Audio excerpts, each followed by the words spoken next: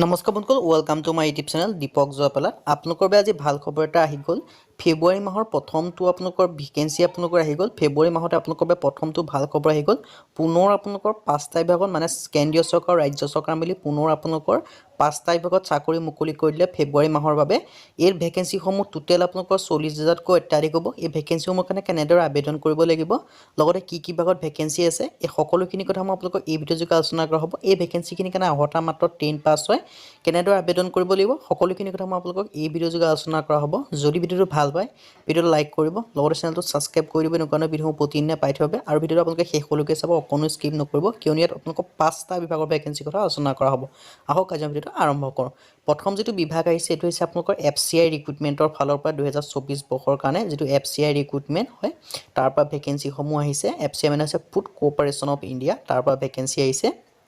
ইয়াত আপোনালোকে দেখিব পাৰিছে,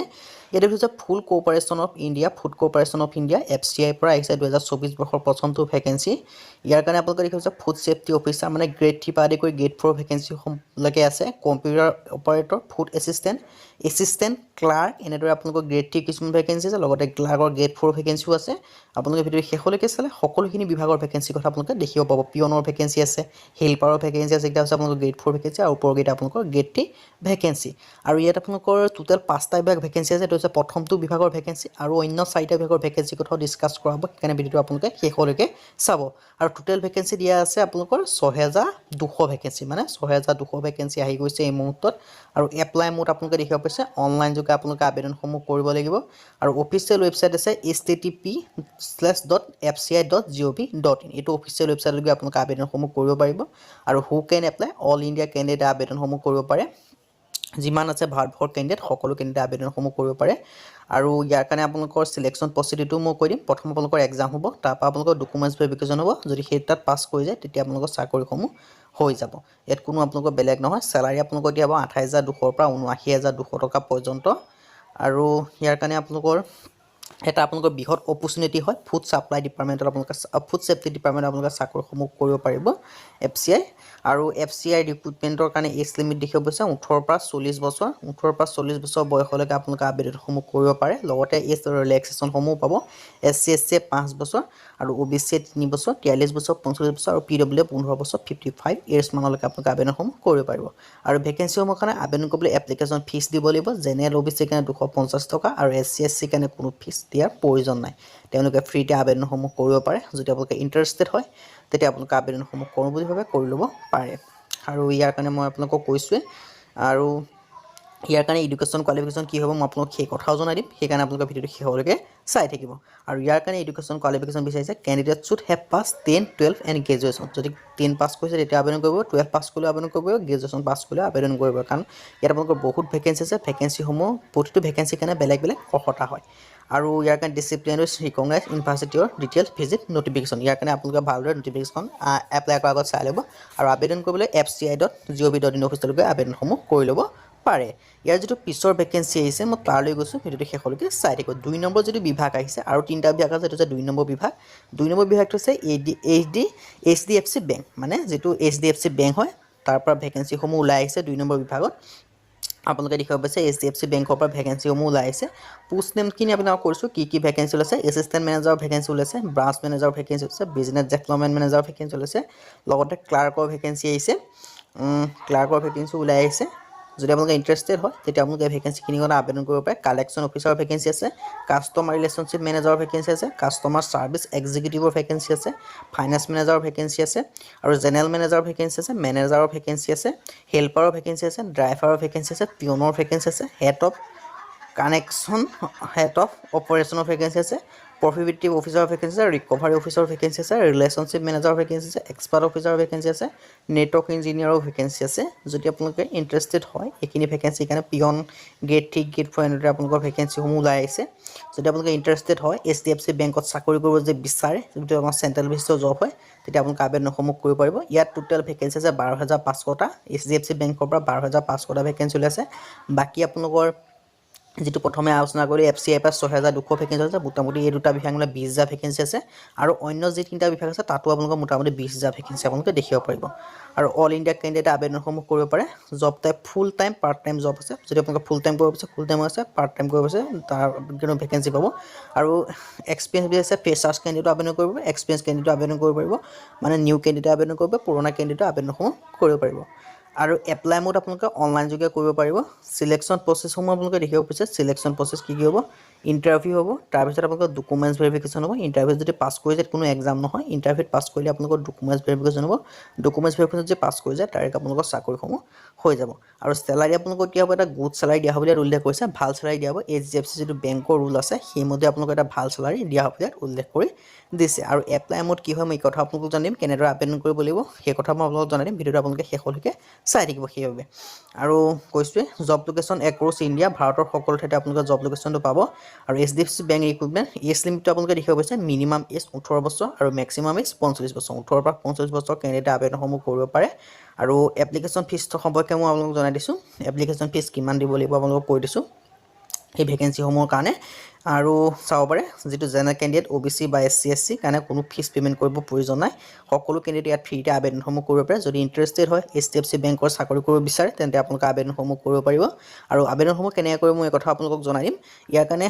পোনপ্ৰথমে কৈছোঁ এডুকেশ্যন কোৱালিফিকেশ্যন আছে 10 12 গ্ৰেজুৱেশ্যন মানে আপোনালোকে যিসমূহ পিয়নৰ পদ আছে তাৰ কাৰণে 10 পাছ কৰিলে হ'ল এছিষ্টেণ্ট মেনেজাৰৰ কাৰণে গ্ৰেজুৱেশ্যন লাগিব আকৌ তেনেকৈ ক্লাৰ্কৰ কাৰণে 12 লাগিব সেইদৰে আপোনালোকৰ সকলো ভেকেন্সি কাৰণে বেলেগ বেলেগ কোৱালিফিকেশ্যন হয় সেইকাৰণে আপোনালোকক মই কৈছোঁ 10 12 গ্ৰেজুৱেশ্যন যদি কৰি থৈছে তেতিয়া আপোনালোকে ভেকেন্সিসমূহ HDFC বেংকৰ অফিচিয়েল ৱেবছাইটত গৈ আপোনালোকে ভেকেন্সিসমূহৰ কাৰণে আবেদনসমূহ কৰিব পাৰে যদি আপোনালোকে ইন্টাৰেষ্টেড হয় যে HDFC বেংকত যদি আপোনালোকে চাকৰিসমূহ কৰিব বিচাৰে তেতিয়া আপোনালোকে ভেকেন্সিসমূহৰ কাৰণে আবেদন কৰিব পাৰে মই আকৌ এবাৰ কৈছোঁ এই ভেকেন্সিসমূহৰ কাৰণে আবেদন কৰিবলৈ HDFC বেংকৰ অফিচিয়েল ৱেবছাইটত গৈ আপোনালোকে আবেদন কৰিব পাৰে তাৰ যিটো 3 নম্বৰ বিভাগ আছে আজি যিটো 3 নম্বৰ বিভাগ হয় সেই বিভাগৰ ফালে গৈছোঁ এইটো আছে আপোনালোকৰ টাটাৰ পৰা ভেকেন্সি আছে Tata motors job vacancy 2024 Tata মটৰ্ছৰ পৰা ভেকেন্সি আছে আপোনালোকে জানে টাটা এটা বহুত বিখ্যাত কোম্পানী হয় ভাৰতবৰ্ষৰ সেই টাটাৰ পৰা আপোনালোকৰ ভেকেন্সিসমূহ ওলাই আহিছে টাটাৰ পৰা আপোনালোকৰ কি কি ভেকেন্সি আহিছে মই এইটো কথা আপোনালোকক জনাই দিছোঁ 2024 বৰ্ষৰ কাৰণে টাটাৰ পৰা ভেকেন্সি আহিছে দেখিব পাৰিছে টাটাৰ পৰা আপোনালোকৰ কি কি ভেকেন্সি আহিছে দেখিব হৈছে Tata Motors vacancy post name আপোনালোকে দেখিব হৈছে কাষ্টমাৰ ছাপোৰ্ট ছাৰ্ভিচ আছে একাউণ্টৰ ভেকেন্সি আছে তাৰপৰা চেলছৰ ভেকেন্সি আছে সিকিউৰিটি ৰয়াৰ আছে সিকিউৰিটি বয় মানে আপোনালোকে সিকিউৰিটি দিব লাগিব যিবিলাক ডিলাৰ থাকে তাত হেল্পাৰৰ ভেকেন্সি আছে তাৰপৰা সিনিয়ৰ মেনেজাৰৰ ভেকেন্সি আছে পাৰ্চনেল এছিষ্টেণ্টৰ ভেকেন্সি আছে PA ভেকেন্সি আছে তাৰপৰা ট্ৰেইন ইঞ্জিনিয়াৰিঙৰ ভেকেন্সি আছে এইটো আপোনালোকৰ 3 নম্বৰ বিভাগ হয় আৰু মেনেজাৰ আদাৰ পোষ্টৰ এনেকুৱা ভেকেন্সি আছে টোটেল ইয়াত ভেকেন্সি আছে 8000 আগতে আমি 20000 আলোচনা কৰিলোঁ দুটা বিভাগত এইটো আপোনালোকৰ আছে 8000 মানে 28000 ভেকেন্সি ক'লোঁ মই আপোনালোকক কৈছোঁ যে মোটামুটি 40000 ভেকেন্সি আহিছে বুলি কিন্তু বৰ্তমানলৈকে 28000 হৈছে আৰু দুটা বিভাগ আছে সেই দুটা বিভাগ মিলাই আপোনালোকৰ 12000 হৈ যাব মোটামুটি 40000 ভেকেন্সি আপোনালোকে দেখিব পাব এইটো 28 এইটো 3 নম্বৰ বিভাগ হয় এইটো 28000 ভেকেন্সি ইয়াত ওলাই আহিছে ইয়াত 8000 আছে টোটেল আপোনালোকৰ 28000 ভেকেন্সি হয় আৰু ইয়াৰ কাৰণে আপোনালোকৰ অৰ্হতাসমূহ কি হয় মই আপোনালোকক সেই কথা জনাই দিম আৰু ভিডিঅ'টো শেষলৈকে চাই থাকিব অকণ স্কিপ নকৰিব বৰ্তমান সময়ত যদি আপোনালোকে লাইক এটা কৰা লাইক এটা কৰি দিব আৰু যদি ভিডিঅ'টো শ্বেয়াৰ কৰা শ্বেয়াৰ এটা কৰি দিব আৰু ছাবস্ক্ৰাইব কৰা নাই ছাবস্ক্ৰাইবটো কৰি দিব আৰু এপ্লাই মোড আপোনালোকে অনলাইন যোগে কৰিব লাগিব সিলেকশ্যন প্ৰচিডিউৰ হৈছে আপোনালোকৰ যিটো টাটাৰ অফিচিয়েল ৱেবছাইট আছে আপোনালোকে গুগল বা ক্ৰমত টাটা বুলি লিখি যিটো অফিচিয়েল ৱেবছাইট পাব সেই অফিচিয়েল ৱেবছাইটত গৈ আপোনালোকে এই ভেকেন্সিসমূহৰ কাৰণে আবেদনসমূহ কৰি ল'ব পাৰে আৰু এডুকেশ্যন কোৱালিফিকেশ্যন সমূহ মই কৈ দিম আৰু সিলেকশ্যন প্ৰচিডিউৰ দিছে তাৰ অফিচিয়েল ৱেবছাইট আপোনালোকক পোনপ্ৰথমে এটা ইণ্টাৰভিউ হ'ব আৰু ইণ্টাৰভিউ যদি পাছ কৰি যায় তেতিয়া আপোনালোকৰ চাকৰিসমূহ হৈ যাব টাটাৰ কাৰণে আৰু ইয়াৰ কাৰণে আপোনালোকৰ এডুকেশ্যন কোৱালিফিকেশ্যন কি লাগিব এই কথা কৈ দিছোঁ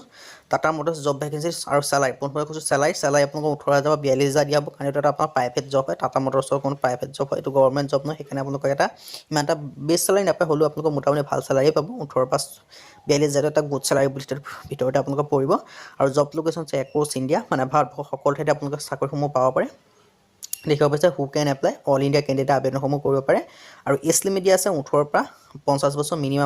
মিনিমাম ইজ 18 বছৰ আৰু মেক্সিমাম দিছে 50 বছৰলৈকে আপোনালোকে আবেদনসমূহ কৰিব পাৰে যদি আপোনালোকে ইণ্টাৰেষ্টেড হয় তেতিয়া আপোনালোকে আবেদনসমূহ কৰিব বিচাৰে আপোনালোকে আবেদনসমূহ কৰিব পাৰে 18 পৰা 50 বছৰলৈকে আবেদন বয়সৰ সময়সীমা দিছে এপ্লিকেশ্যন ফিজ দিয়া আছে কিমান টকাকৈ আপোনালোকে পে'মেণ্ট কৰিবলৈ কথা কৈছে কোনো এপ্লিকেশ্যন ফিজ দিয়া প্ৰয়োজন নাই জেনেৰেল OBC SC SC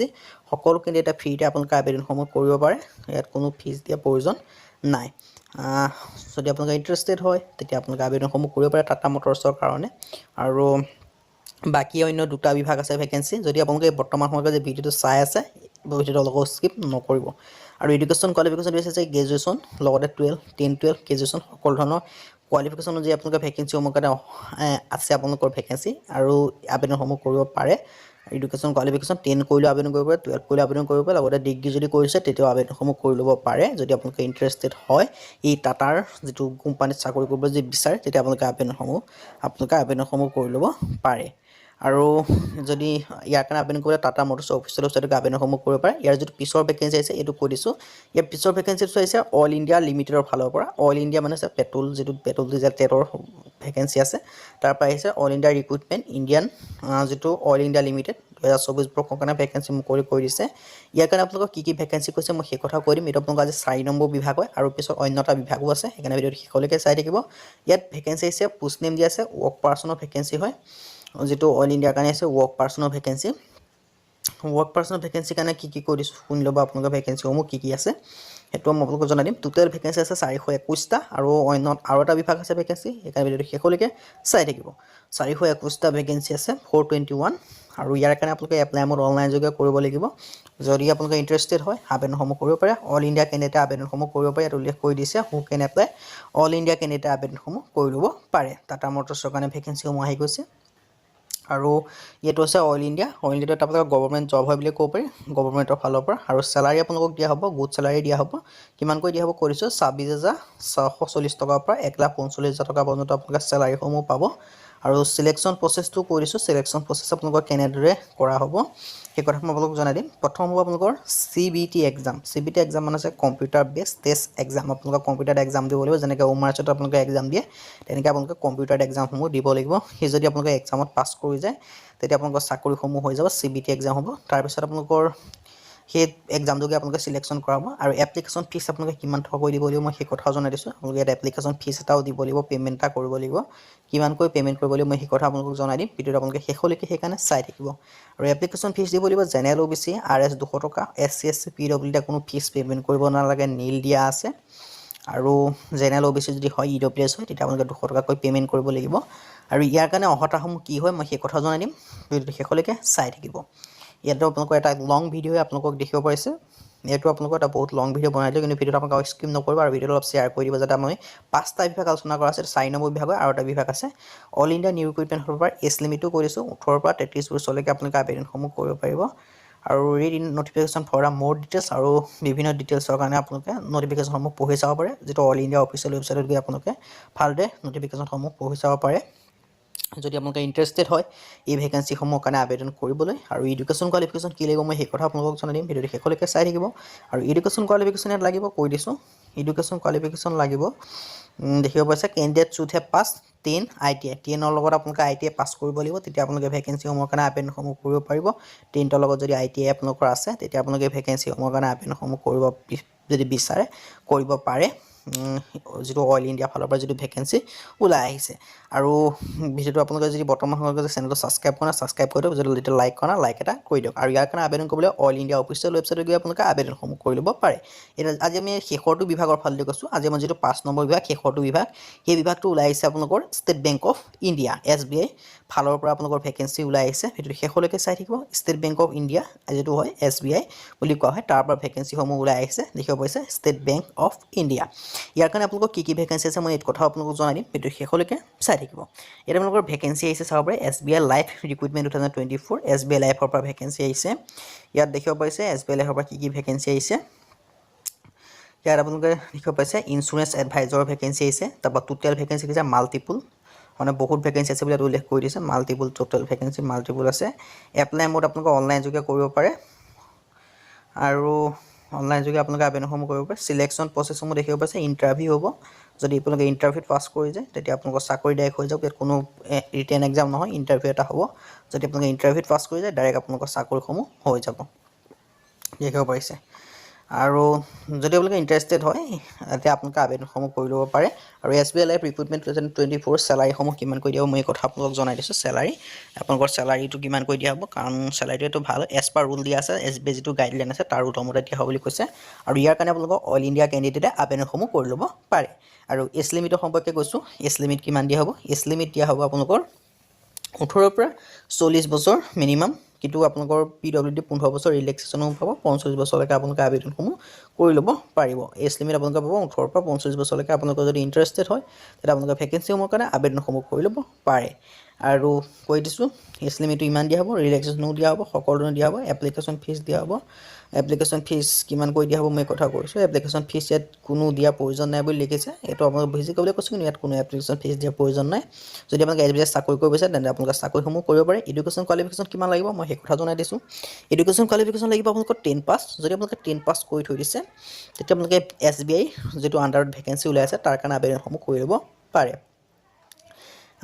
যদি আপোনালোকে ইণ্টাৰেষ্টেড হয়, বৰ্তমানলৈকে যে চেনেলটো চাই আছে, ভিডিঅ' এটা লাইক কৰি দিয়ক, চেনেলটো ছাবস্ক্ৰাইব কৰি দিয়ক। এইটো আপোনালোকে আমাৰ চেনেলত একেবাৰে লং ভিডিঅ' হয়, কাৰণ আপোনালোকৰ পৰা এটা ধামাকা ভিডিঅ' লৈ আনিছোঁ। এই বছৰ একদম সৰ্বোচ্চ চাকৰি লৈ আনিছোঁ। ইণ্টাৰেষ্টেড হ'লে আপোনালোকে আবেদনসমূহ কৰি ল'ব পাৰে। ইয়াৰ কাৰণে বিচাৰিছে আপোনালোকৰ SSC মানে হাইস্কুল 10 পাছ হ'ব লাগিব, বা আপোনালোকে হায়াৰ ছেকেণ্ডেৰী পাছ কৰিব লাগিব, বা গ্ৰেজুৱেশ্যন যদি কৰি দিছে তেতিয়া আপোনালোকে ভেকেঞ্চিসমূহৰ কাৰণে আবেদন কৰিব পাৰে। এই ভেকেঞ্চিসমূহৰ কাৰণে আবেদন কৰিবলৈ SBI অফিচিয়েল ৱেবছাইটত গৈ আপোনালোকে আবেদনসমূহ কৰি ল'ব পাৰে। আজি ভিডিঅ' ইমানে। যদি ভিডিঅ' ভাল পালে লাইক কৰিব, লগতে চেনেলটো ছাবস্ক্ৰাইব কৰি দিব। এনেকুৱা ভিডিঅ'সমূহ প্ৰতিদিনে পাই থাকিব পাৰে। আজিলৈ পুনৰ ভিডিঅ'ত লগ পাম।